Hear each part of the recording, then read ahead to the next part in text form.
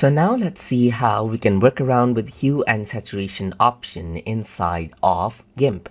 So to work around with hue and saturation, you need to go around onto the color tab right here, the color menu that is, and then you need to go around onto hue and saturation. So once you go around onto hue and saturation, you can see by default the master is selected, and if I were to go around and change around the hue, the entire color actually changes out, as you can see. You can also change out the overall lightness and the overall saturation of the image, as you can see right here.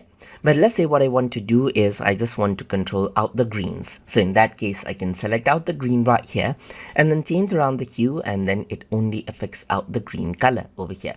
Let me just go around more onto the blue side and click and drag just like this, and then it changes out accordingly. So over here in sign, you can see that it changes out the sky color only right here. So let's say you want to make it more purple, then you can go ahead and do that over here with the sign.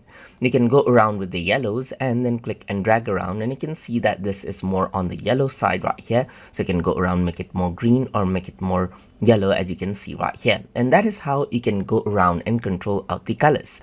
You can change around the lightness of that particular color or darken it out over here as well. Similarly, if I were to go around onto the sign side right here and then change around the saturation, you can see that I can change around the saturation for the sky area just like that. So I can make it more blue or take away the colors right here.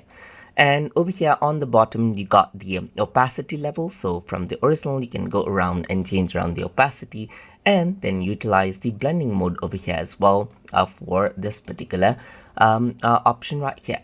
So once you're happy, you can go around. You can see the split view as well to see the before and after right here. And once you're happy, you can go around and press OK to apply out the hue and saturation settings just like that. So I hope you guys learned something as always. And as always, please like, comment, share, and subscribe.